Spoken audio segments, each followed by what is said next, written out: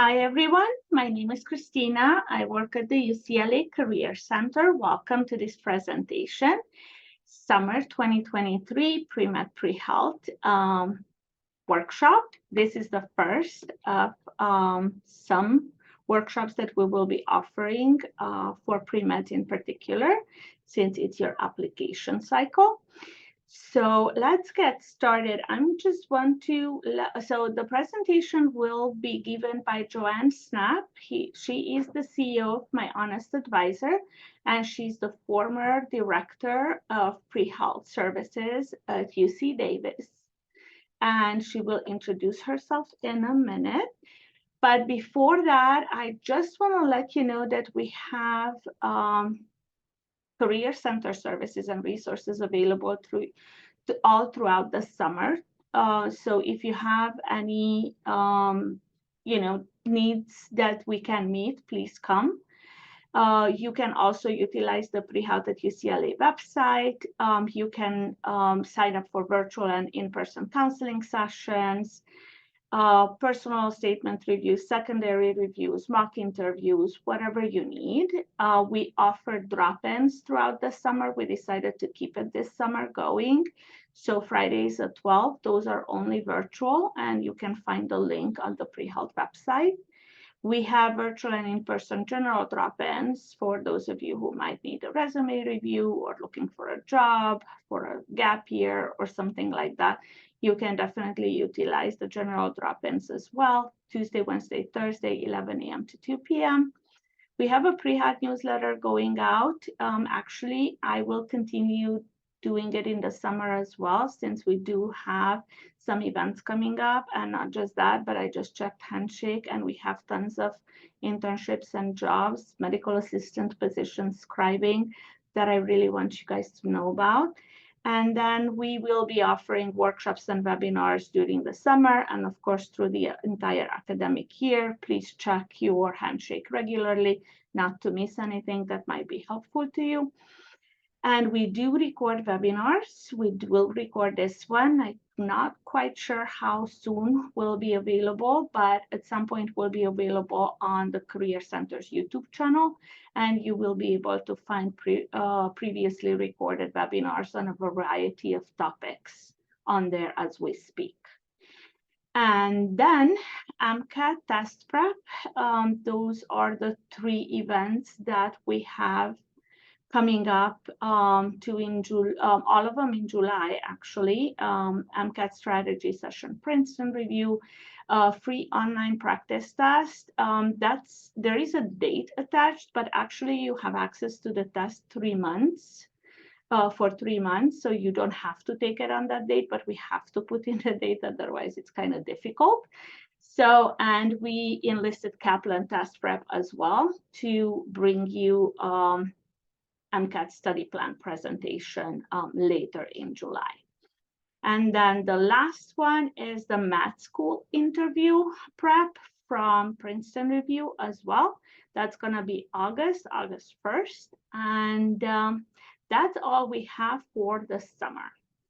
And now welcome our guest speaker. Joanne, take it over. Okay, thank you so much, Christina, for having me. I'm really excited to be here. I'll share my screen in just a minute, but I thought I'd introduce myself and let you know who I am and why I'm talking to you tonight. So I started out my career, more than 15 years ago now. My first job out of graduate school was at a podiatric med school. I bet some of you don't even know what that means, but I was assistant director of admissions, and I worked at a nursing college, and then when I was out in New York City, I worked at an allopathic medical school. I was the first director of admissions at Zucker School of Medicine out there for 4 years, and before I jumped across the country and came out to California and founded the UC Davis Health Professions Advising Department, and I was there for 6 years. And I don't know if any of you have heard of the UC Davis Pre-Health Conference. Basically built everything up from scratch at UC Davis and ran the Pre-Health Conference for 6 years. And so I've been doing a lot of med school admissions and advising for a long time. In 2021, I left the UC system and went out on my own. And I've been working primarily with California applicants. About 80% of my applicants I work with are from California. Many of them are from UCLA and UC Davis. So very familiar with where you're coming from and what some of the unique needs are with California applicants. Christina and I have been friends for a little while, and so I'm really excited that she invited me to come talk to you all. And I'm going to jump right in if you are ready. I assume that a lot of you are here because you are applying to med school. Is that true? And I'm also really interactive, so y'all are going to have to participate to the best of your ability. Okay, so I forgot to mention, you guys have access to Q&A and chat. Joanne, do you want me to allow talking as well? Oh, that would be great. Yeah. Okay, so I'm gonna open up the mics as well. Okay, perfect. Yeah, I ask a lot of questions, and I want you all to be comfortable asking me questions. So if I'm talking about something and you don't quite understand, or you want to ask me a question, please interrupt and just ask. You can either post it in the chat or you could unmute and ask me live. I won't be offended or bothered at all if you do that. So there's my email if you're interested in reaching out, but we are going to get started.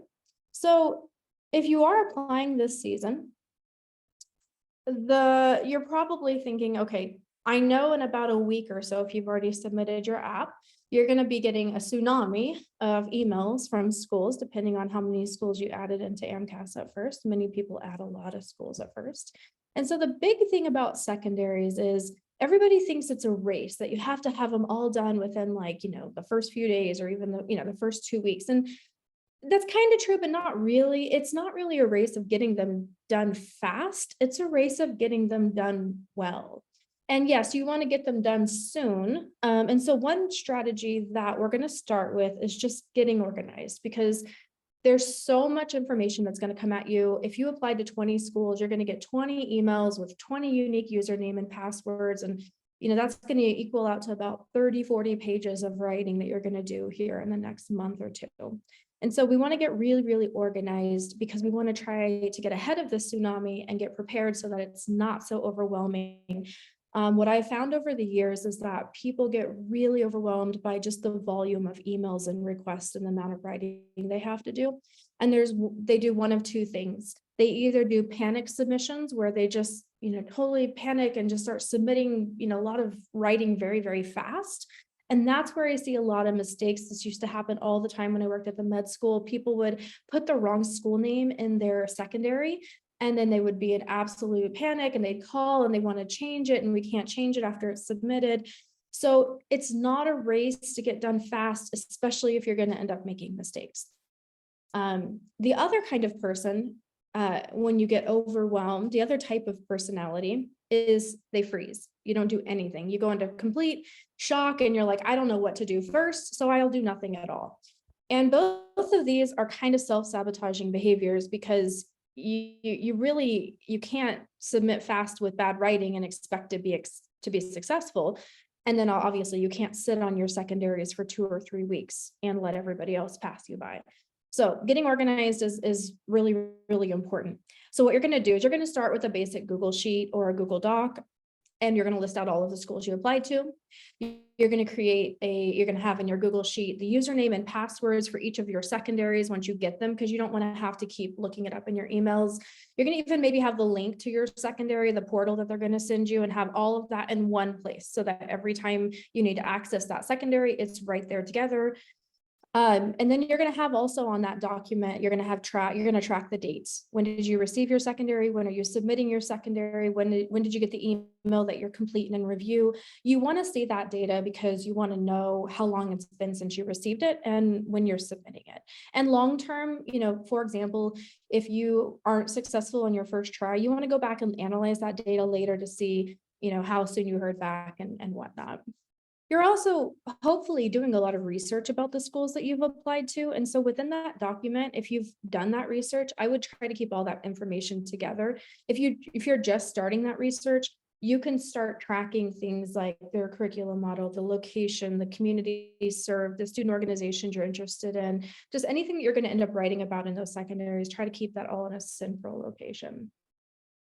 This is what one of my advisees used last year. I loved it. Very centralized. She ended up adding on to this. She had, the update letters that she sent and the letters of intent and all the dates on here.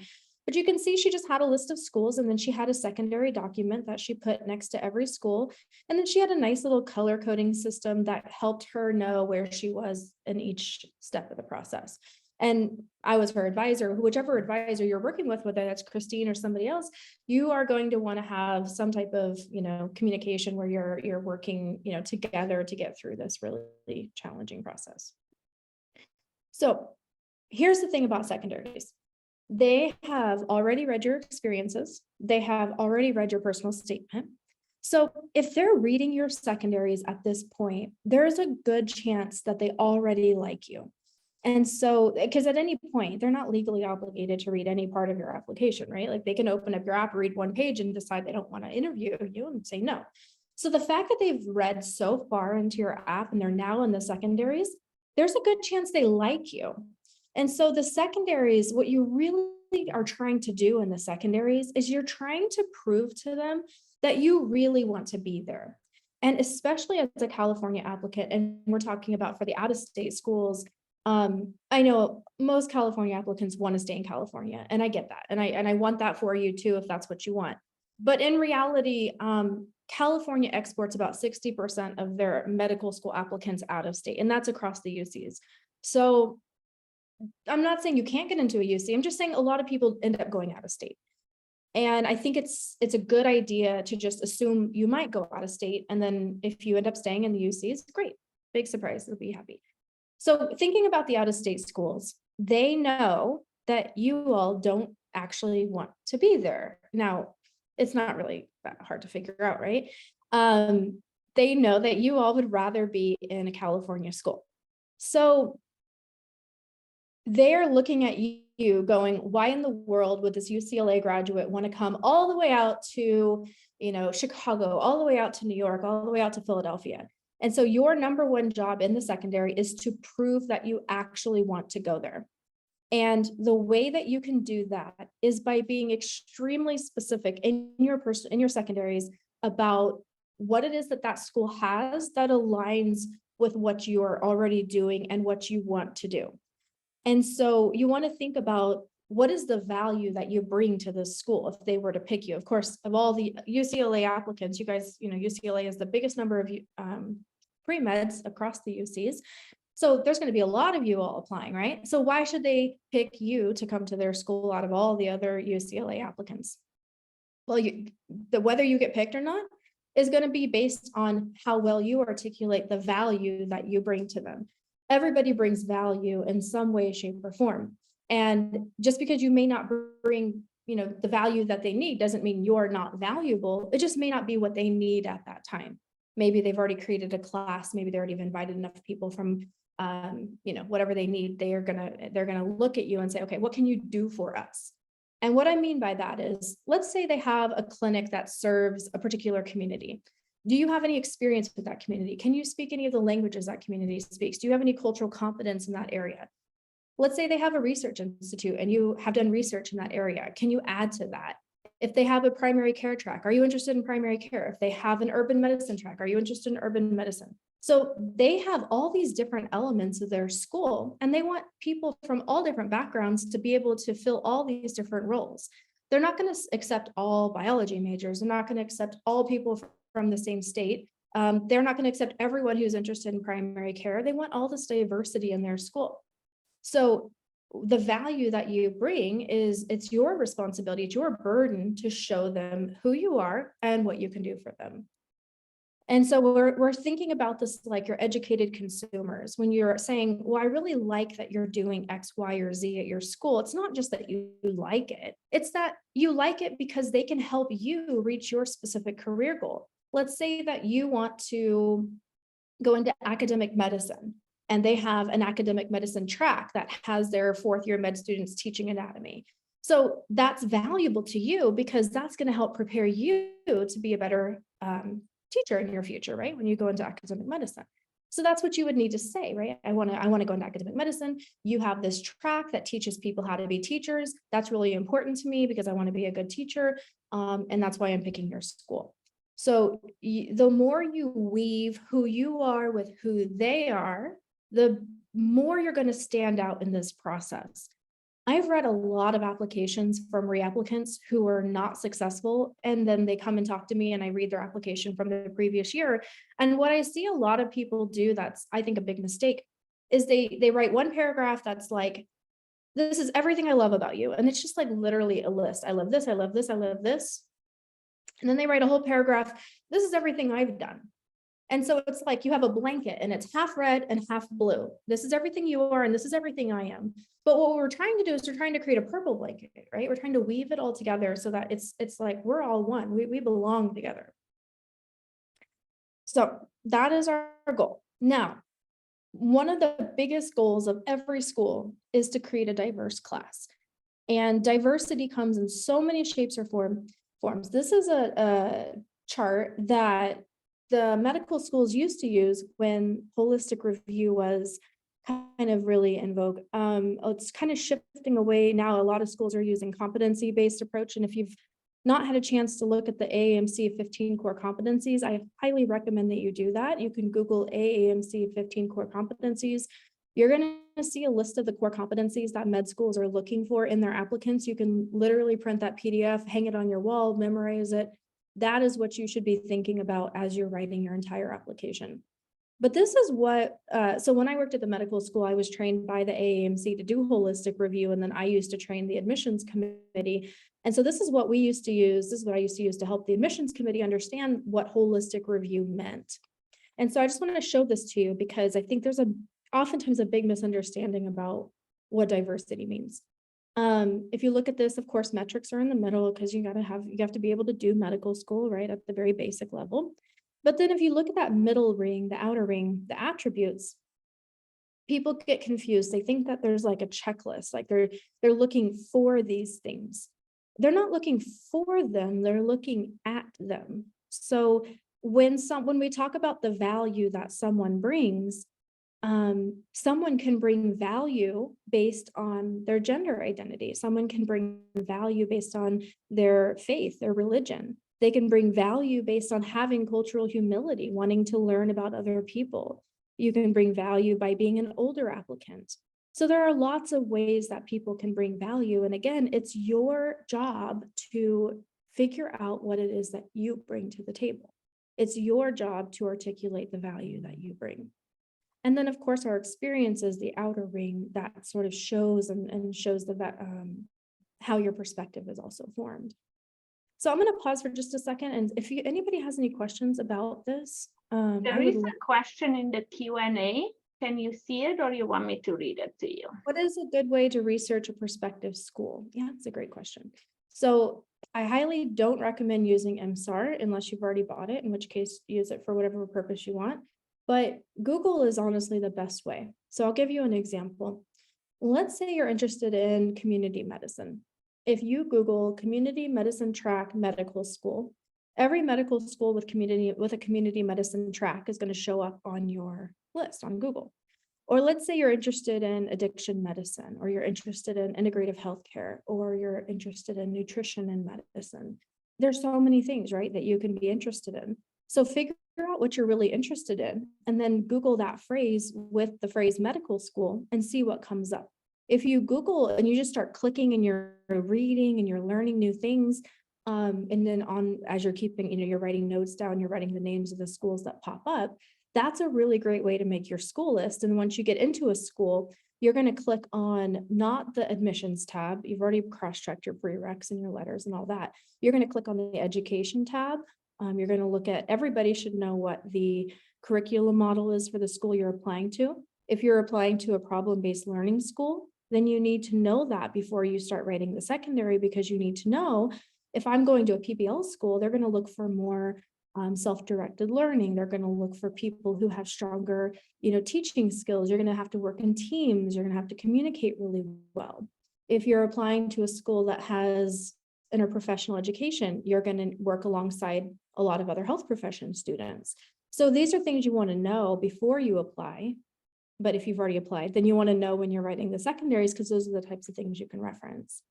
I always recommend people go out and find very specific things. So look at the student organization list, find a student organization that really appeals to you. You can find the name of the student-run clinic at the school. You can find the communities served.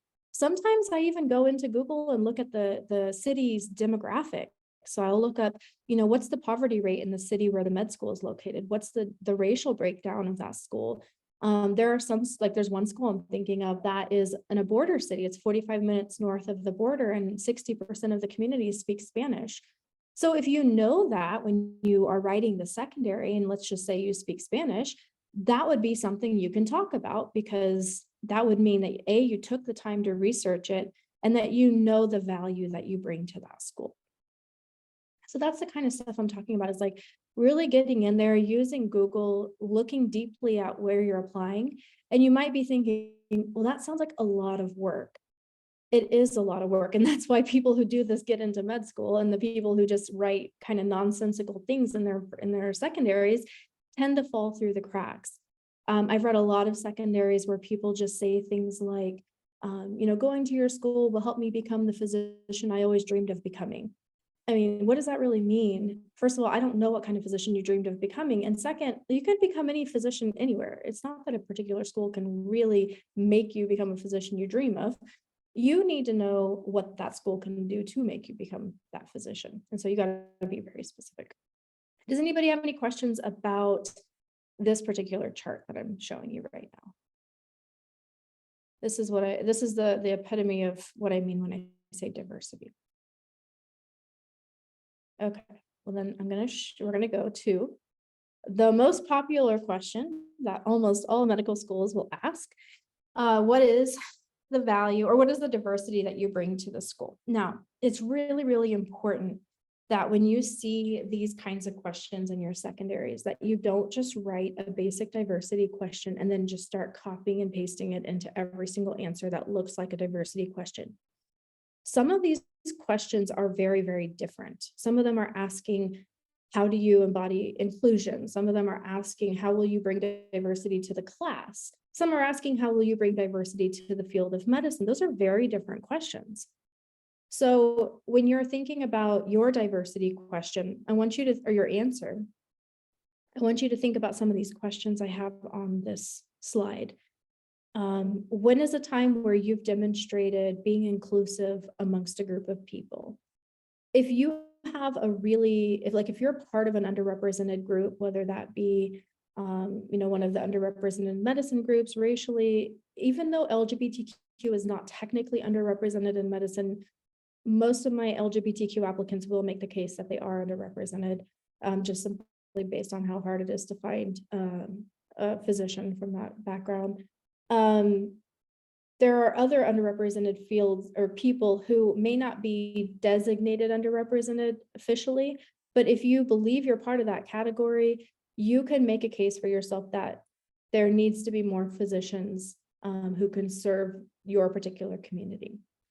And of course, you'll need to kind of prove that a little bit with an anecdote or some evidence. But if you are part of a group where you're like, I don't really bring any type of diversity in the terms of being underrepresented in any way, and a lot of people feel like they're overrepresented, then instead you're going to think about, how do you create an inclusive or an equitable space wherever you are. So if they're talking about contributing to the school or the class, then you want to think about a time, or how can you prove that you're going to be someone who creates that safe and inclusive space for everybody? So if you're in a group setting, what have you done, or what have you seen, or what have you experienced that has given you, that you can prove that? And I'll give you an example. Sometimes people find themselves in situations where they're feeling very othered, right? They're very different than everybody else for some reason. And so they really feel that. They know what it feels like to be pushed out of a group, or left out of a group, or bullied, or whatever it may be. And that feeling often results in people being a lot more sensitive to others feeling that way. So people who've been bullied, for example, tend to be more sensitive to and making sure other people don't feel that way in spaces. And if that's true for you, that's an example of what you could write about. You could say, having felt this way, I notice that whenever I'm in group settings, I'm very sensitive to include everyone in the conversation. I make sure that people who might be left out or marginalized aren't. I always try to loop them in. I always ask if they're okay. Those kinds of things you can demonstrate that you want to create this type of inclusive space. You can talk about allyship if you with somebody in an underrepresented group. You can talk about any kind of social justice work that you've done. If you want to serve underserved communities, where is that coming from? So those are all examples of things you could talk about in that question. Looks like maybe I have some questions in the Q&A. How can you discuss allyship to answer the diversity question without sounding, I'm assuming that means cliche, and it being more performative activism? Well, I think that you would have to show that it's not performative. You'd have to provide some evidence. You'd have to say something that you have done or where that's coming from. People have done it. I've seen it done. And so it's a matter of how you write it and making sure that you aren't sounding cliche. The more honest and deep and kind of transparent, authentic you are in your writing, the more it's going to sound like you mean what you say. If you are just literally like staying at the surface level because you're too afraid of saying the wrong thing, then yeah, you probably will sound a little cliche. The majority of people who I've first started working with or I've read who are reapplicants, I would say most people are too afraid to be really, really honest or open in their applications because they're afraid of saying the wrong thing. So they just say really safe things. They just say really basic things because they don't want to, I don't know, I guess offend somebody or be too negative or whatever it may be. So in those cases, they end up sounding like everybody else. Everyone says the same thing. So I would encourage you just to be honest and just, if you have an experience, then share it and just write from your, write very authentically, use your voice and say what you really think. Of course, you can have someone check it just to make sure it's not super offensive, but there's a good chance it's not. If it's really coming from your heart and you're a good person, you're probably not offensive. So here are some examples of diversity questions, and these questions are all very different questions. So let's look at them closely. So learning from others is enhanced in educational settings that include individuals from diverse backgrounds and experiences. Please describe your personal characteristics that would add to the educational experience of others. So in this question, they're asking, how are you going to help other people have a good educational experience in the sense of learning from you? And of course, you want to say you want to learn from other people too. So your personal characteristics are asking about, tell us who you are, tell us about any unique experiences you've had or your attributes. Think about that chart. If you had a career before, if you did some things outside of medicine, if you've done some interesting kind of non-traditional things, if you are older, if you have been in the military, if you have, like I said, any kind of background that's just different, that's exactly that's what you want to talk about. Let's say you have, you don't have anything too super outside the box, but let's say you've had a lot of experience with poverty, like either you grew up in poverty or you've been very close to people who've been in poverty. I find that a lot of applicants to med school haven't had a lot of experience with poverty. And so that's actually somewhat of a unique perspective to be able to understand how the social determinants of health affect health outcomes. And so that's a perspective you could share in terms of how you're going to influence that conversation. Think about a table and you're going to put 8 people around that table and those 8 people are going to discuss clinical cases. What perspective is needed at that table? And what is it that you could add to that conversation? So if you were one of those 8 people, what would you say to who would you advocate for? What would you be teaching other people if you were talking? So that's how you would think about that. Arizona asks, so they are all about practices of inclusive excellence, which celebrates the differences, talents, and unique qualities of all individuals. Please describe how you will pursue inclusive excellence in your studies while contributing to the collaborative environment. So what do you think they're asking here? I think people would read this and they'd go, oh, inclusive, it must be a diversity answer. Well, they're asking, how are you going to work well with your friends and make sure that you are including everybody when you're doing this type of collaborative learning? You should look at the school's education page and see what type of collaborative environment they have. And then how do you create that inclusive excellence? This would be an example of a time when you have created inclusive, you've stressed inclusivity amongst other people. Going back to that question about performative actions, unfortunately, so much of your secondaries are going to be you describing what you did. That's kind of the only evidence you have for any of the claims you're making. You don't want to just simply declare things about yourself and then just tell them a lot of things. You can't just say, I'm going to have inclusive excellence. I will include other people. I always include other people. You can't, I mean, no one was going to believe you if you just declare things. So you're going to have to dive in a little bit and show an example of a time when you did that. If you tell a story that shows that you've created inclusive excellence, then they'll believe you because you can actually show that you did that. So you're going to have to brainstorm a lot of examples of times when you've worked with other people, especially people different from yourself, and times where you've helped make sure that those people feel included and safe. And the last one, the School of Medicine regards the diversity of an entering class as an important factor in serving the educational mission. Write about things in your background that have been important to your development. So thinking about who you are and that have been challenging to you or on your path to career medicine. This is kind of an open question. They're saying, what has got you here? And these could include all those things. So those things that they listed are kind of similar to the things on that chart, right? Explain how these have influenced your goals and preparation for a career. So this is a little bit broad. This gives you an opportunity to kind of talk about whatever you want. Let's say that you have nothing to say. Let's say you feel like I have nothing to add here. I come from a pretty privileged background. I come from a pretty, overrepresented group. I have had no challenges in life. Everything's been pretty paved for me. What you might talk about is you might acknowledge that. You might say, I've been very fortunate that I've had a very privileged life, that I haven't had a lot of challenges on my path to medicine. But what I have realized is that I have grown a lot in my understanding of other people who are different from myself, and maybe tell a story about how you demonstrated cultural humility by taking the time to learn and hear other people's stories, and how you grew from learning about a group of people different from yourself. And what you bring to medicine is a high degree of cultural humility.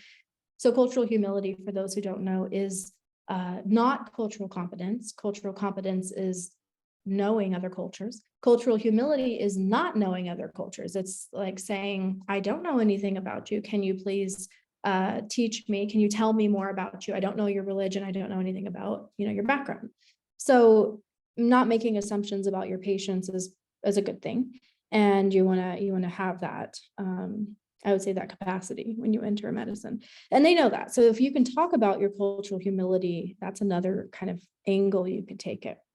And I've had people tell stories about how when they first started working with a group very different from themselves, they actually had bias. They knew they had bias about this group, and how working with that group really shifted and helped them change. And they recognized their own implicit biases, and how once they recognized their own implicit biases, it made them very aware of like how many other biases they might have. And so then they started working on that like deconstruction of themselves. Like how can I make sure I don't use, and like my implicit biases don't come out when I'm working with other people.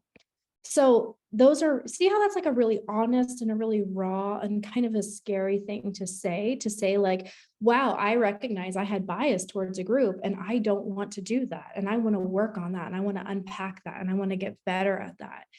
That seems scary to say to a med school because you kind of have to admit that you're not perfect. But if you do things like that, you come across as believable. You come across as human and real. And they love that. Like they love people who can self-assess.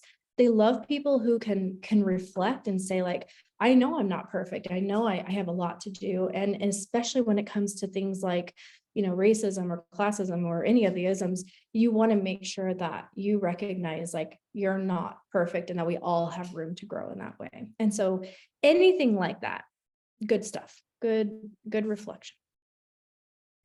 I'm going to stop there. Anybody have any questions about the diversity questions?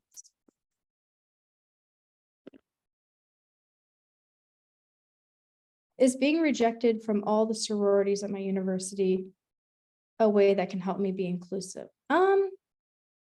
I think I'd have to see how you frame that question or how you frame that answer, because and saying I got rejected from all of them, I guess I'd want to know, like, you'd have to give me some percentage of how many people get rejected from all of them. We certainly wouldn't want to make it seem like there's something, you know, a red flag that why you didn't get.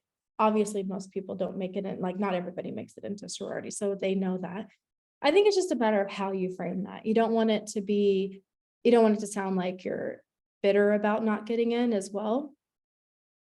So you could say, like, maybe you recognize that there was some inherent exclusion going on, like some systemic exclusion going on with sororities, which is not new knowledge.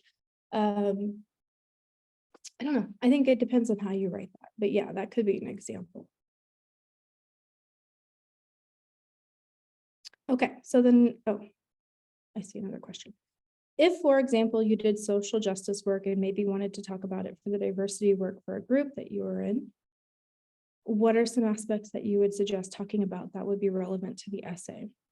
It would address connecting with others in the group, but not necessarily those outside unless talking about diversity. So you're talking about for the diversity question. Like, let's say you worked at an LGBTQ center and you were in charge of a project to create some kind of event or something that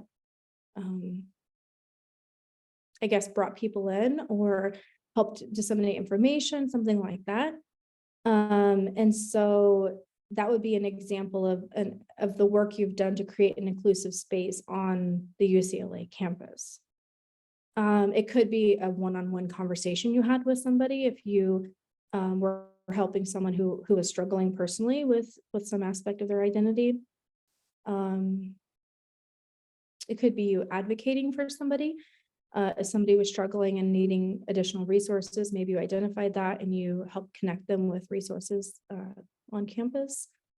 I mean, there's a lot of ways, I guess. It just kind of depends on what your experiences were.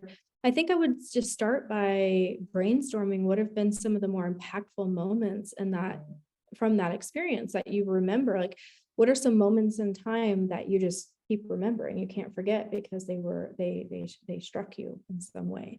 So I would start with like a brain dump and just sort of write out everything that you remember from that experience and why it impacted you. Like, what did you learn from that? And that could be something. We're really trying to pinpoint a perspective that you bring or some insight. It doesn't need to be profound. I think sometimes people think the thing you bring needs to be like really out of this world, unique. It really doesn't. It just needs to be something. The bar is actually relatively low. Like I said, most people are too afraid to say anything of substance, so they don't say anything at all.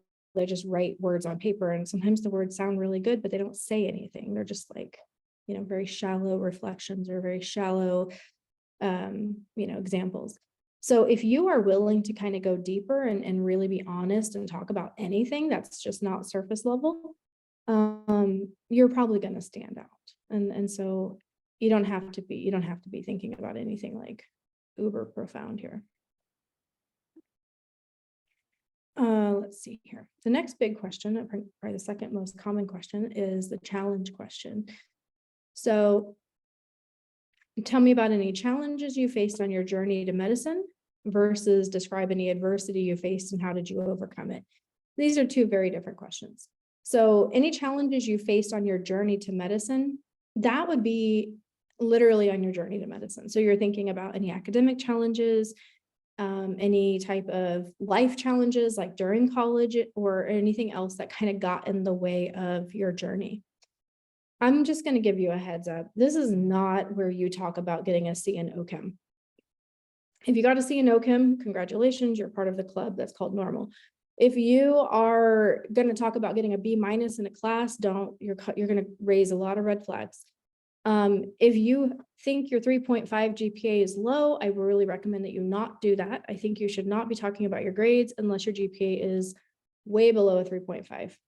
if you had significant challenges in a particular semester or quarter, let's say you had a really deep, like a steep decline in one of your GPAs. I think that would be worth mentioning. So you can talk about what happened during that time. And it could be whatever situation you were going through in your life. If you were facing a mental health crisis, or you had a family situation, or you were experiencing, housing insecurity or food insecurity, whatever it is, you can tell them what happened and explain that bump in the road.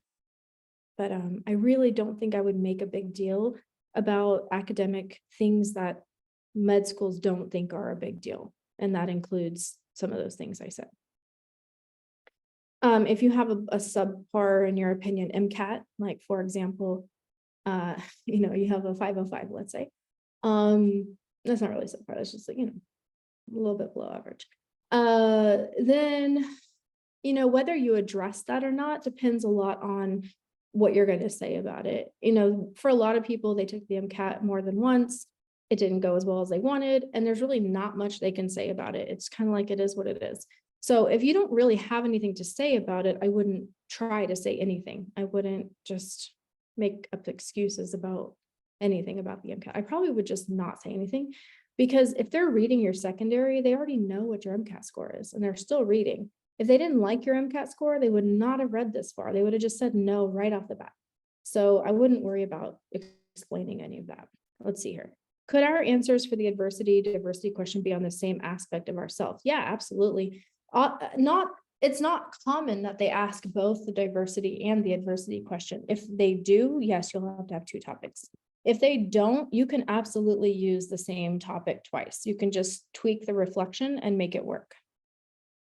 Second question, what if we already included the most important challenge we faced in our primary app? Can we still include this? Yeah, you probably did in your impactful experiences, which is only 1325 characters.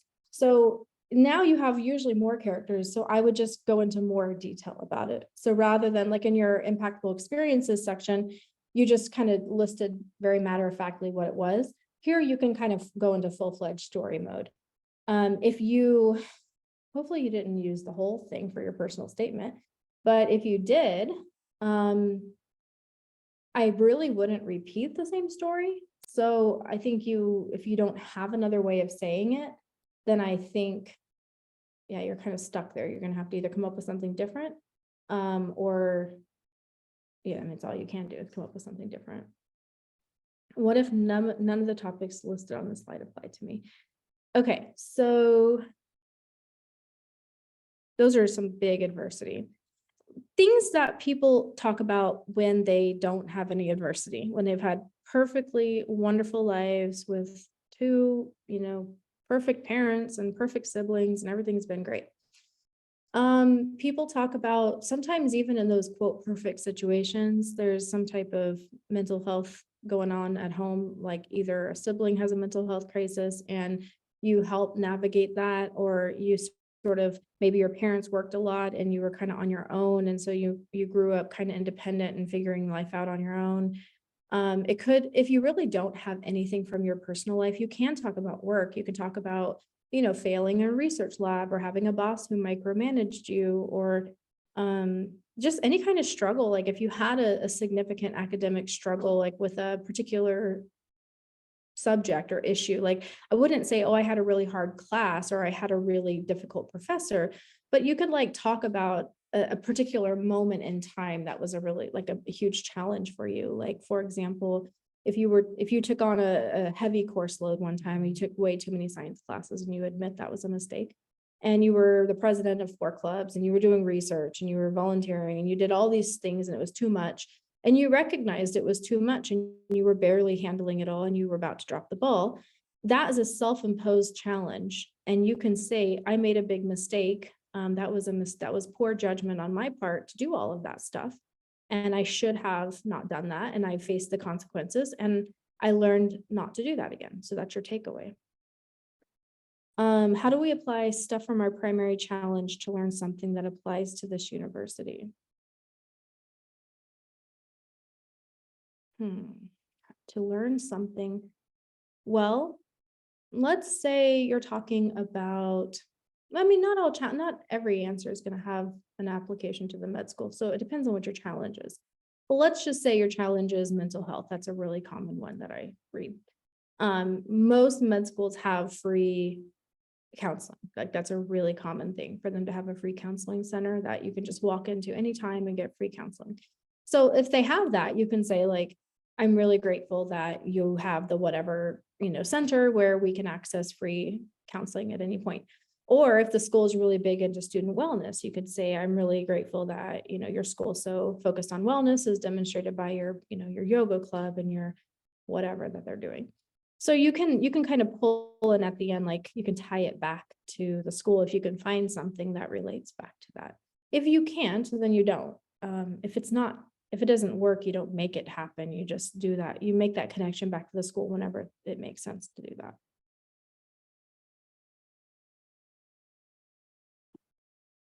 Okay, so with overcoming it,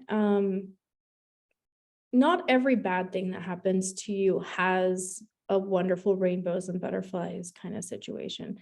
Like if you had any kind of abuse growing up, or if you grew up in poverty, sometimes there's not a happy ending, and you don't need to try to force a happy ending out of it. Sometimes it can just be like, this happened and this is how I, maybe you grew from it. Maybe you grew thick skin. Maybe you became more comfortable with conflict. Maybe you are still healing. Maybe you're in the healing process and you've been seeking, therapy for years and you're still growing from that.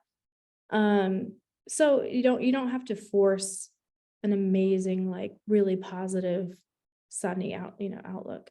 You can just say like, this is something that I've overcome and I'm still working on it. And if anything, what it's done is it made you more empathetic to people who've gone through things like that. So for example, when I read stories of applicants who have experienced abuse as a kid, they tend to say things like, I'll be much more sensitive to that as a physician, being able to notice the signs of that. And that's something that they care a lot about.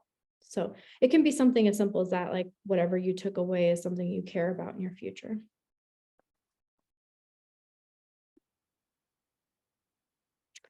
Here's an example of somebody who had the situation where she really didn't feel like she had a good, adversity situation. This is what she used for a school she ended up going to. And so I'll let you read this to see like how she approached that challenge question without having a significant life challenge.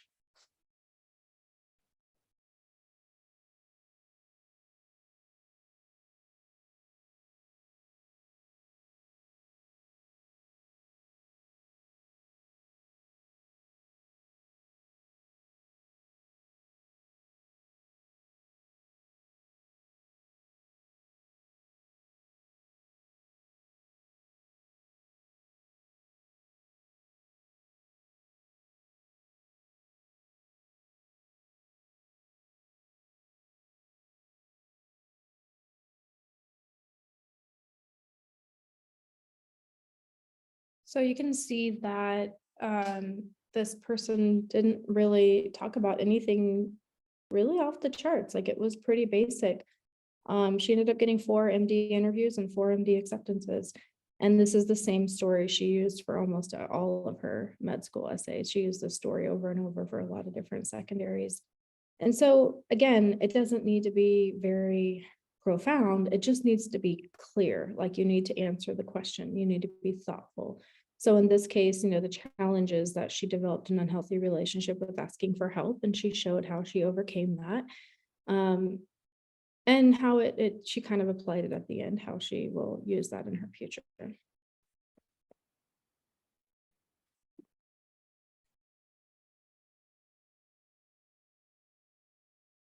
Okay. All right. So the other common question is the failure question.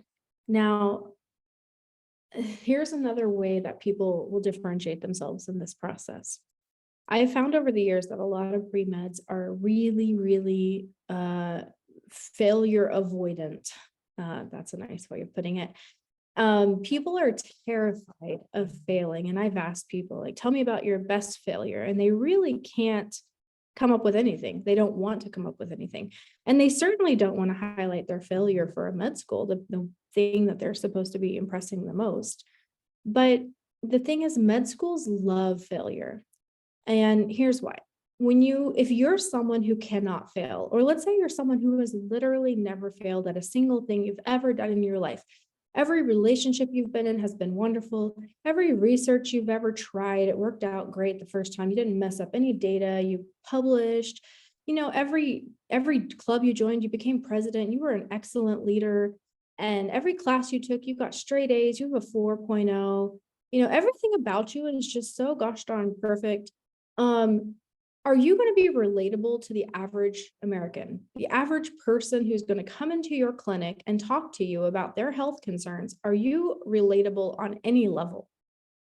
I don't think so. Most people are not perfect. Most people are going to struggle in life. Most people are going to fail at things. Now, let's say hypothetically you are literally perfect.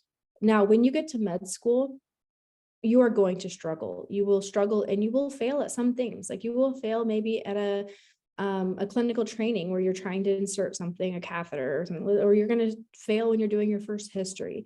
And the bad news for y'all is that they're not always super nice when they tell you feedback in med school. They're going to tell you things pretty bluntly. So if you're someone who can't be told that you didn't do something well, if you can't fail, what's going to happen the first time you fail when you're in med school?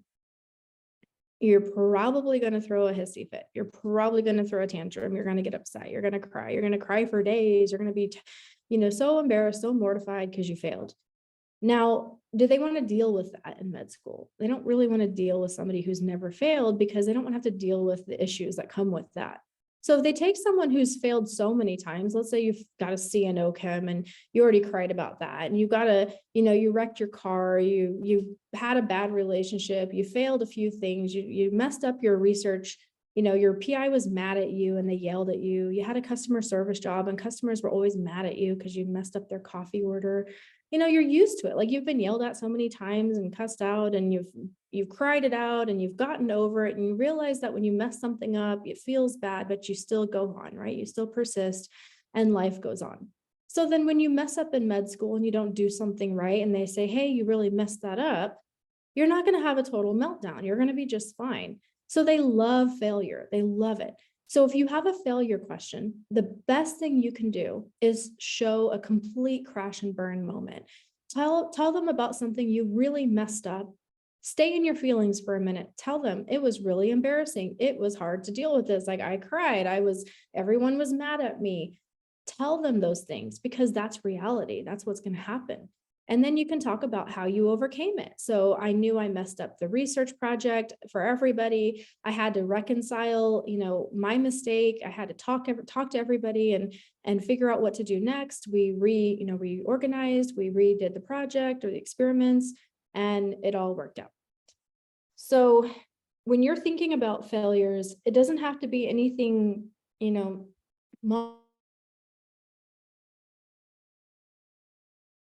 a time you were working in a clinic,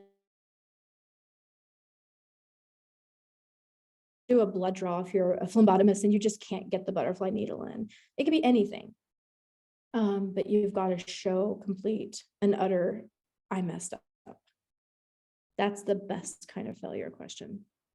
Do the schools usually ask about failure and adversity?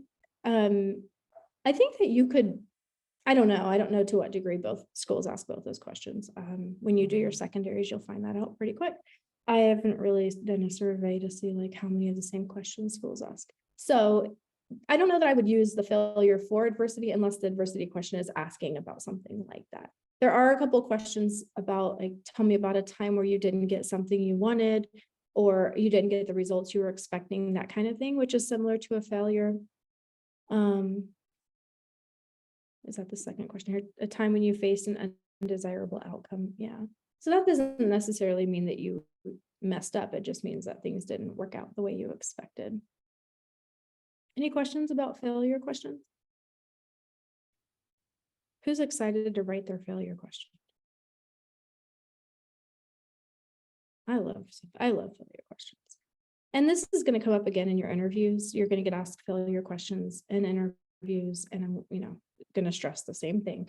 Do not be afraid to talk about that time when you mess something up. My favorite applicants have been the ones that have had so much failure. They literally build their whole application around failing, and they've been the most successful applicants. All right, this is a really common question. It's really basic. There's not too much thinking involved here. So what are you doing during your gap year? And you're going to literally have everything from 500 characters to 5,000 characters, and you just need to answer the question and get out of there. You don't need to fill the entire character or word count. You're just going to list out what you're doing. Trying to think of anything else about this. Have you taken or planning on taking time off? Yeah, so it's the same thing. There's a different kind of question though. That is the breaks from school question. And this is not the same thing as a gap year question. So what this is asking is, did you take a leave of absence, or have you, basically, did you take a medical leave or a leave of absence, or were you dismissed from school? And if you had any break during school, you didn't go straight through, you want to tell them what happened. This is not you taking time off after graduating. Okay, so if you get this question, this is not a gap year question. If you write a gap year answer here, they're going to think you don't understand how to read. So don't just use the space to tell them whatever you want. That's probably another big mistake I see people do, is they see an opportunity to write something and they don't like the question, or they can't answer the question. So they just decide they're going to write something else instead. And they just put in there whatever they want. If you do that, it's a red flag, because either it means you can't read and you can't follow directions, or you simply don't care. You don't care what they asked you. You're going to tell them whatever you want anyway. And that's a little bit of a red flag personality wise, right? You don't want people who just can't follow directions. So don't do that. Okay, the other common question that's come up is your social justice question. And these are really, they're very different. Some of them are actually really much more specific than the ones that you're seeing here. I don't know how much there's going to be of that this year, because a lot of things are happening right now in legislation. So I'm not sure how much of these are going to stay the same, but let's just say hypothetically they do. What is a social justice, thing you can talk about? Any type of advocacy work, if you participated in any, like if you wrote letters to your senator, if you went to a pride parade and you were advocating for people, if you were protecting people, if you were working with a very marginalized population and help them access resources, if you built a website, if you created a social media campaign, again, bar is really low. You don't have to have done anything so amazing. It just needs to be something you've done. What if you haven't finalized what you're doing during your gap year? Oh, sorry, I missed that. We can go back to that question real quick. You will say that you're seeking full-time employment, and that you just say where you plan to live and what kind of jobs you're applying to. And then once you get the job, you can upload the update in the portal. Okay, I'm going back to this. So what have you done to help identify, address, and correct an issue of systemic discrimination? So systemic discrimination is a little bit different than just good old discrimination where you do it face to face. Systemic discrimination is built in a system. So this could be that a policy or a rule is in place that isn't fair to everybody. Maybe you were in a club and you noticed that the board, the people selecting the group, like selecting your candidates, had a policy that just didn't make sense. And so you address it because it's at that, it's at that high level. Or if you're in, I don't know, either I would say a club or a clinic, it could be a job and you notice that, different rules apply to different people and your boss is treating people differently. You can talk about that. You can talk about being in a research lab and facing sexism, because that's common. There's so many things that you can talk about, as long as you were able to stand up and kind of speak up on behalf of that. That's what they're looking for. The big thing about social justice is you're going to get asked this a ton in MMIs also and interviews. Just tell me about a time when you've basically spoken up in the face of bias. And if you have ever spoken up in the face of bias, that's your story. You want to write that story out and get it really streamlined, because you're going to talk about that a lot in this process. They want to know that if you see something wrong, that you're going to say something. Okay, so the second question, explain how you plan to sustain your efforts to advocate for current social justice issues as a medical student. So assuming you have efforts to advocate, this would be just like, what ideas do you have? And some ideas you could use are, as a physician or medical student, you could write letters to your senators on, with information about certain communities that are disadvantaged medically. You could get out into the community and do health fairs. You could try to make medicine more accessible by volunteering at free clinics. You could offer telehealth for communities that can't physically get to a space. If you speak another language, you can try to increase access by providing linguistically appropriate care. So something like that, something that basically remedies a current injustice or inequity that exists. And then tell us about a time when you advocated for someone or something. It could be anything. So any person or entity or community that was struggling or not able to access something, you're literally going to talk about what you did. An example that comes to my mind from one of my secondaries was a patient who didn't speak English, what came to the clinic and needed a referral, but really didn't understand what that meant. Like they needed to go to the other doctor, but they didn't have a referral. And so they were just kind of stuck. They didn't really know what they needed to do, because, the American healthcare system is a little complicated and it's not clear what you're supposed to be doing. Like, sometimes I don't know what I'm like, when can I go to the doctor? When can I not go to the specialist? Who do I have to talk to first? So this person basically picked up the phone and started calling the specialist and calling the primary care doc and trying to get it all straightened out for the person, while the person stood there and that person shared a language. And so they were able to figure it out for that person. So it was just a story about how they did that for that person. And then of course there was a reflection at the end about how important it is to have, to take the time to advocate for those who are struggling to navigate the system. And the last one, tell us about a time when you observed, personally experienced, or acted with implicit or explicit bias. So this is that opportunity to talk about whether you spoke up or not. This is hard for some people if you've never experienced bias, you've never seen bias. I just find that really hard to believe. But if you really just have never seen bias, any type of racism, any type of discrimination happen in front of you, and if you've never done anything, then it's hard. Like that's what they're expecting you to do. They're expecting you to tell them about a time when you have done something.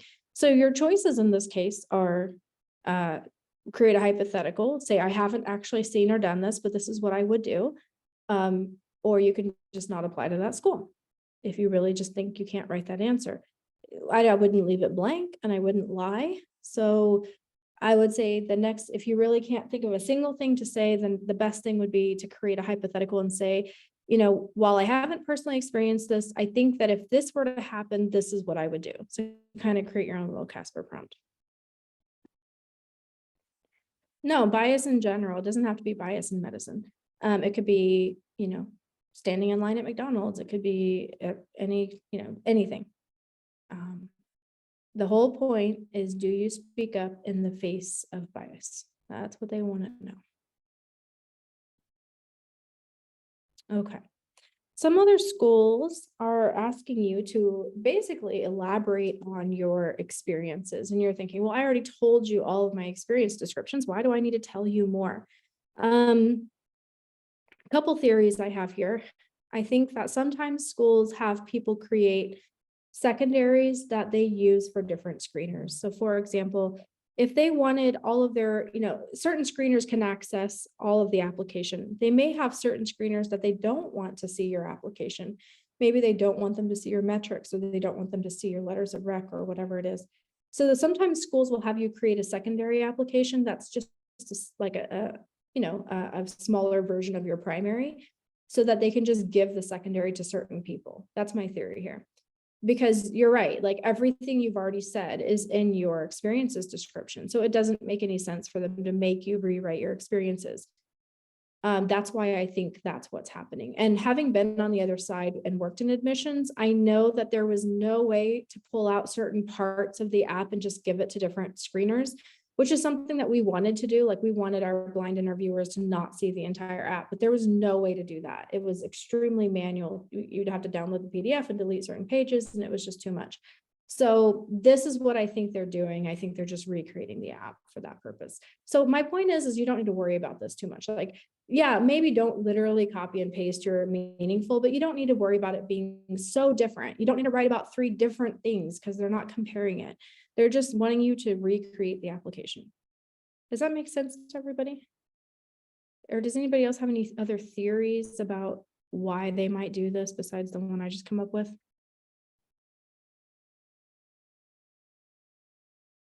I don't think they're looking for more. I think what you've already put in your experience descriptions is enough. I think, yeah, I don't think they want to read more. Usually the experience descriptions for these second ones are shorter than the AMCAS.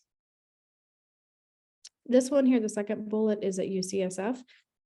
I think that's more for you than them. I think that you all want to expand on your activities, so they're giving you a chance to do that.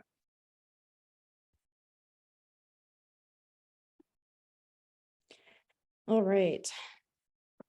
When a school asks you about connections to their city, most of the time it's because that school does care about producing physicians who are going to stay in that city. The majority of schools don't care about that, especially private schools. But if they're asking, then you can assume that they do care about that. And so there is a very specific answer that you're trying to give here. You are trying to show them that you would actually like to stay in that particular area. So let's say you're from SoCal and you're applying to, let's say, UC Davis, which is in Northern California. And let's say you've never stepped foot in Sacramento. And you have to try to say that you're going to spend the rest of your life practicing in Sacramento. That's going to be hard, right? Because you probably aren't going to do that. And so you have to convince them that that's what you want to do. So you're going to try to draw a parallel between something they're doing in Sacramento and something that you've done in your wherever you're from, and try to draw parallels in the communities. Maybe you're going to have to find the names of one of their 9 student-run clinics and say that you're really drawn to the work that they're doing at Shifa or Imani or whatever it is. And you're going to have to convince them that you really want to be there. If you have any family in Northern California, you could mention that. Same thing. So the first one is North State, and the second one is UC Davis. And then the third one is University of Toledo, which most people probably aren't applying to. And then the fourth one is SUNY Downstate. If you find that any other school, these are the ones that I'm aware of, if you found that any other school has that connection, basically, if you've never been to that area, you have to draw parallels. So you look at the demographic data on that city, you look at where you live, what's common, what can you prove that you are going to be good at serving those communities and that you actually would like to be there. So this is hard. This is hard for a lot of people. Any questions about that? Especially with 500 characters.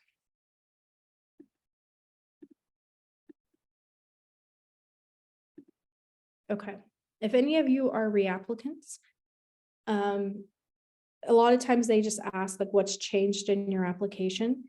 I highly encourage you to not just talk about the logistical changes in your application. So this is, again, some things that separate applicants.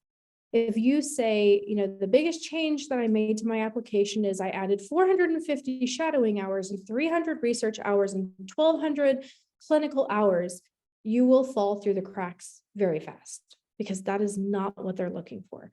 You are not going to get into med school because you have accumulated a certain number of hours in any category. You're going to get into med school because you are a thoughtful person who has reflected on yourself as a human being and can articulate the growth that you've experienced and the value that you bring to medicine. So if you have no idea how you've grown from year 1 to year 2, that's a problem.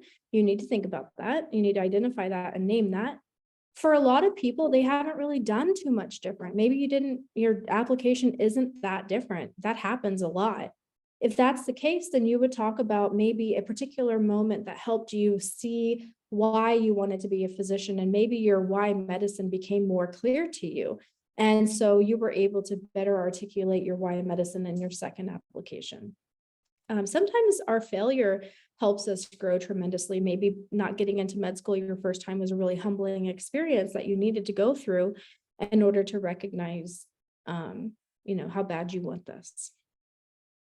It doesn't matter what your reflection is. It just needs to be reflective. It can't just be like, these are the very technical things I've done better. I mean, you certainly can say, I worked for a year as a medical assistant, or I, added to my research publications. You can say that, but that's not the main thing you're saying. Any new questions? Okay. This is an example of a reapplicant I worked with, actually from Southern California, who ended up at a really good med school out of California.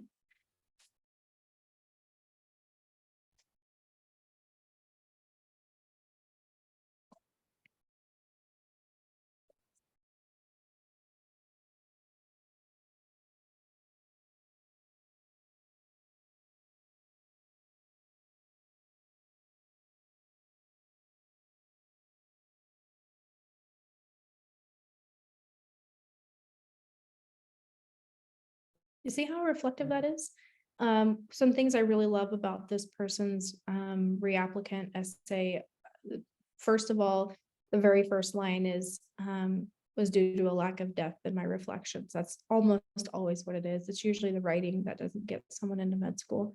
And then they kind of give a summary of some things that they've done, but they didn't just say they did it, right? There's no numbers here. They actually talked about what they learned from each of these experiences. And then in the last one, I love how they said they accepted and reflected on unfavorable outcomes. So they're saying that, yeah, I can fail and I can still be okay. All right, so our why us answers are going to be very similar to what I set up in the very first couple of slides, that we're trying to show them who you are and who they are and how that's totally compatible, how you guys mesh together. So if they say anything like, is there anything else you want to tell us? And they haven't asked you a why medicine question, then your answer is, why, yes, I would like to tell you why I would like to be there. So we're going to try to use YS as much as we can in the secondaries wherever we can. We're going to try our best without being too weird about it.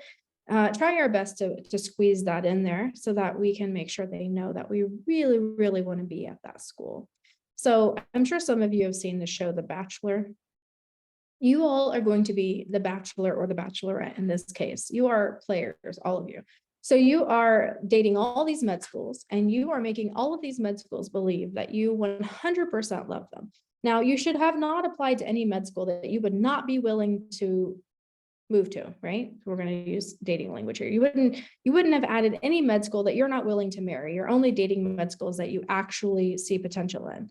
So you have to make every med school believe that you love them in order for you to get a second date, right? If you are shallow or not specific, if they're like, why do you like us? And you're like, well, I really I like where you live. I like, I kind of like your hair. I'm just being, I'm being symbolic here. You're very simple. It's like very shallow. They're gonna be like, I don't really think you like me. I think you're just saying that. So you really have to prove that you like them. You have to get in there and be like, you love basketball and I love basketball and we can play basketball together. That's why I like you. Does that make sense to everybody? Great. I'll take your silence as heck yes. Okay. Why are you specifically interested in pursuing Mayo? This is just an example of one. If you're interested in reading it, I'll give you a minute to read it and see what this person did there.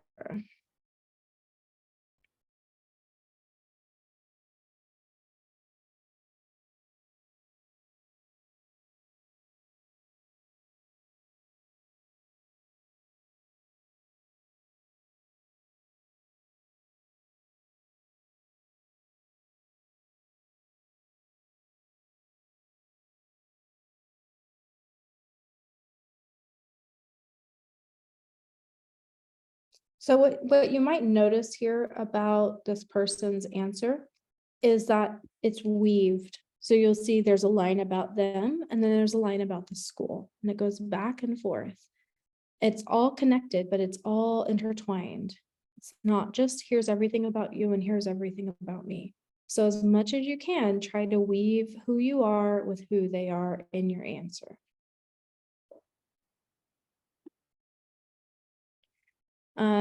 So this is that example. Is there anything else? Don't leave it blank if you can't. If they literally are saying, do you belong to a marginalized group, and you don't belong to a marginalized group, then you write NA. But if there is anything else you want to tell us, please come up with something. You know, if they haven't asked you about a diversity question, you can include your diversity answer here. You can do the YS answer. You know, make it make sense, but you should probably try to think of something to tell them.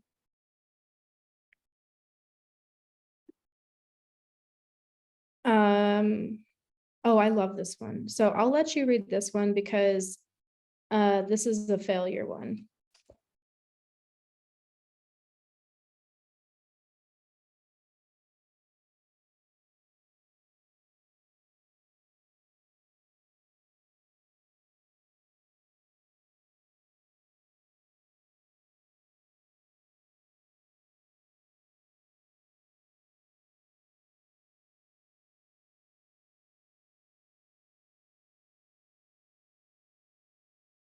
This person, like I said, focused, this was my failure person. They focused almost their entire application on the narrative of overcoming failure. They've messed up a lot of things in their journey. Writing almost entirely about failure, they ended up with 11 interviews. And this person is now a resident at UCSF. So again, don't be afraid to be honest. Don't be afraid to share things about you that you maybe have never shared before, as long as you're comfortable sharing it. Don't write about anything that you're not comfortable talking about, because inevitably they will ask you about it if you bring it up. If you're comfortable saying it and you can talk about it, then it's okay to write about. There's only one thing that I'm honestly just a little bit nervous about you writing about, and that is talking about, you know, if you've struggled with learning disabilities or any type of really significant academic struggle. I am a little bit nervous about that, because I know that that's still something that carries a little bit of bias in some older people. But, you know, things like eating disorders, mental health, that kind of stuff is really, really common and normal. It's okay to talk about those things, because the big thing is like, if you have anxiety, if you have depression, if you had an eating disorder, anything like that, you have to show that you were able to thrive with that. So if you've been doing well with those conditions, you're fine, as long as you can do okay with them. You know, it's not that it's taboo to have any of those conditions. It's just, you have to show that you can survive, you know, like in academically, I mean. So I would just encourage you not to be afraid. Like, don't be afraid to say things if you feel comfortable talking about it. These are some other kind of random personal statement questions. We have about 7 minutes left, so I also want to leave some time if anybody has any questions. Oh, I see a question. Do you anticipate that schools will still have the COVID-19 prompt? I hope not, but I think maybe they will one more year. Since Acomas still had it on their app, I'm guessing it's still going to be relevant. Truthfully, most people have nothing to say about COVID. They say the same thing, you know, all of my classes went online. I missed out on opportunities to do everything.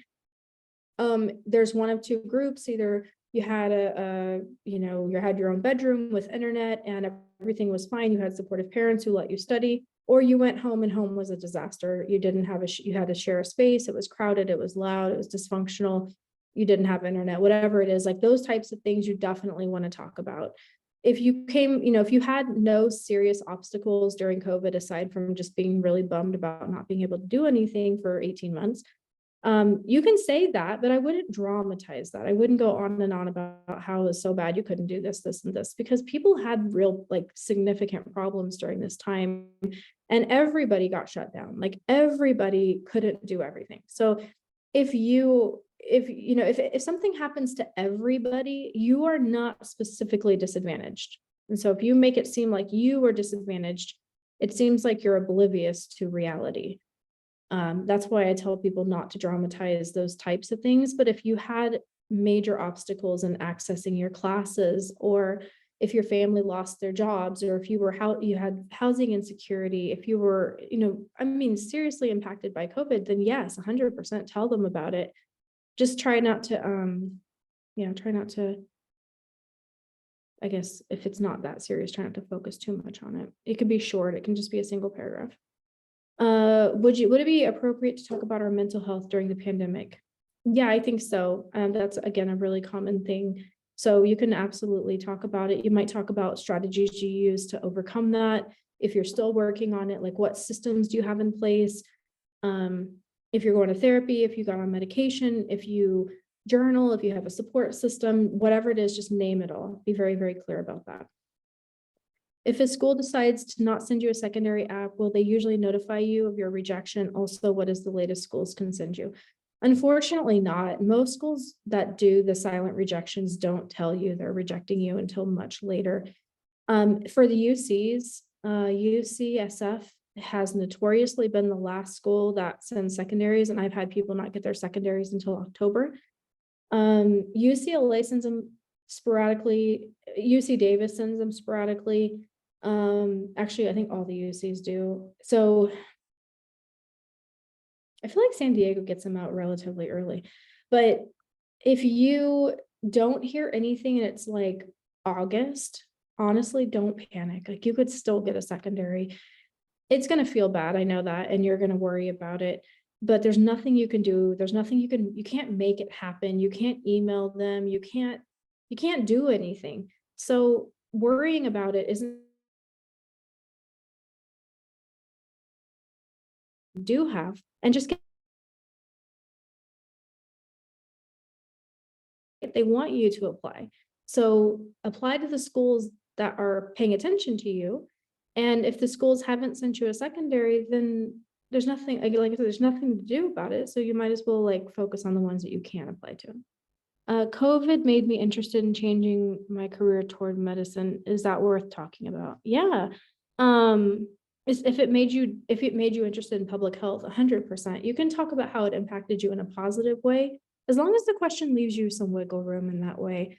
If the question is explicitly, how are you negatively affected by COVID, then you wouldn't want to just change it and do what you want with it. But if it's open and broad, like how did COVID impact you, then yes, you can turn it into a positive. Those are great questions. Does anybody have any other questions that I can answer? Oh, I see another one. Is submitting them super quick an unspoken requirement, or if we abide by their deadline, is that enough? Okay, no, I don't know what super quick means. There's a rule out there that's like 2 weeks. If you get your secondaries within 2 weeks, that's great. Like, that's wonderful for you if you write really, really well. For people who've been pre-writing this whole time, you might be able to do that. What I have found is for people who submitted 30 schools on their app and they are trying to turn their secondaries around in 2 weeks, it's not usually possible, not because there's anything wrong with them. It's just because they're a human being. And it's very hard to write 30 secondaries ends up being about 50 pages of writing. Writing 50 pages in 2 weeks, like no one can do that, not write it well. So then in that case, like for me personally, like when I work with my applicants are doing secondaries into August. We're doing secondaries all the way through the end of August, and they're still getting interviews. It doesn't matter. It's just that if a school has a deadline, you do need to pay attention to the deadline and do it by the deadline, but most schools don't have a hard deadline. The deadline that you all impose upon yourself is what causes you the most stress. And so managing yourself in this process is really important. That's why I don't recommend people add all their schools into AMCAS at once. Like, you can add 5 schools at once and then just like keep adding schools throughout the entire season. If you already submitted and you added all 30 or 20 or however many of your schools, then obviously there's nothing we can do about it at this point. But I would start pre-writing as soon as you can. and try to get it done as fast as you can. Just try to get as many answers done so that you're not, not bottlenecked at the end of July or, August. You don't want to sit on it for 2 or 3 weeks and then all of a sudden have to do it because you've been panicking. With secondaries, I found that there's 2 kinds of people. Oh, I told you about that. The ones that panic and the ones that don't do anything. If you're the kind of person who is like really hesitant to do things because you're afraid, like you're afraid of failing or you're afraid of messing up, my advice to you is like, take all of your secondaries and your documents and look at all the questions. Create a second document, and any question that's really hard for you that you don't know what to do with it, copy and paste that question out and put it into that other document. Then get some help on that. So you can make an appointment with your pre-health advisor. You can go through those questions and generate some content together. But while you're waiting on that, that appointment to have that conversation, go back to your other secondaries and look at the questions that are honestly the easiest or the most fun for you to answer. If you see a question that's just like, I can do this right now, just do it. Like, don't sit on it. Don't schedule it. Don't plan to do it later. Just answer the question as soon as you can, because humans are motivated by progress. So if you can make a tiny bit of progress in this huge endeavor you're doing, you'll feel more inspired, more motivated to keep going. So we're looking for easy wins. If any kind of easy win you can get, take it, and listen to your body, let your body do whatever it wants during secondary season. So let's say you're forcing yourself to sit down and write UCLA's secondary and you're just not feeling it. It's not working for you for that day. So if you can't write UCLA's, you could spend an hour staring at the screen trying to write UCLA's, or you could hop over to UC Davis and knock it out in half an hour and then have a secondary done. Let yourself do whatever is easiest to do, because at the end of the day, they're all going to get done. But any one that you can get done and knock it off your list, take it off of the to-do list, cross it out, it will help you move forward. If you're sitting and you're just staring at screens, you can't write anything, can't think of anything because you're stuck on a particular school, you're unwilling to move on, you're jeopardizing all of the schools, because now they're all going to be later because you refuse to move on. You can come back, of course, you can come back to it. Maybe on a different day, you'll feel differently about it. Let yourself be relaxed when you write. You don't need to sit at your desk to write. Like, some people write better at restaurants. Some people write better while they're eating. I have a bachelor's and a master's in English. So my background is in writing. Every single class, like you all took multiple choice exams. Every single class I took in college in my first graduate program was a 15-page paper. So I understand writing. Like, I understand, like, sometimes you have to write things you don't want to write. And what I've learned over the years, I also have a doctorate where I had to write 30-page papers. What I've learned is, like, reward yourself often, let yourself have whatever it wants while you're writing, get yourself in as much of a calm and relaxed state. Nobody writes well when they're upset. So if you're having a super bad day, you're upset about your partner, you're upset about your parents, you need to get yourself in a different situation, go have a dinner, go have ice cream, go for a walk, go for a run, whatever gets you out of that state of mind. Put yourself in a new space, completely new environment, and let yourself do that. Think about writing as a creative endeavor, not a job that has to be done. Okay, I see a couple more questions. How would you suggest pre-writing secondary essays, since every school has different questions within each category? Well, you're going to need to pull the secondary questions, or I guess now we have like less than a week until you get them. But so I'm going to tell you this, and I'm going to, I hate using this word, but I'm going to tell you. And then most of you probably know, if you don't know, I'm sorry to introduce this to you, but Student.net SDN has all the secondary questions. If you have no idea what SDN is, good. And I really don't want you going in there, clicking around, reading things. I want you to go in there, look for the school specific discussions, find the secondary questions from last year, copy and paste them out, and then get out of there. It's a very toxic, very not good place for you to stay. But don't go in there and start reading everything, because you don't need to read everything. There's nothing in there that's going to help you. But they do have all the secondaries from last year. Is anybody a chronic SDNer here? No one's going to admit that, I know. Do you have any tips for UCSD's second autobiography? Yes, it is a story of your life, but also at the end tied back into a little bit of that, how your story influenced your why medicine. So we're going to think about our autobiography like a rock skipping over a lake. We're going to start with where you're coming from. I was born and raised in wherever, grew up in this household. We're going to bounce through our life, hitting the big things that made up who you are, but we don't want that rock to sink too deep, because if it starts sinking, you're not going to move on. So we got to bounce, right? We're going to just talk about a lot of different things. We're going to talk about if you're an artist, if you're a musician, if you're an athlete, if you traveled a lot, if you grew up in a bicultural, multicultural home, anything that kind of shapes your perspective. So I guess you need to start with like, what's my perspective that I really want them to understand about me? And then how did I get to that place? So you're going to tell your life story. You're going to dive in deep. You will repeat information. You're going to repeat information if you wrote your impactful statement, or if you wrote a personal statement that was a lot about your life, you will end up repeating some things. And it is what it is. You can't really avoid that. Does that answer your question?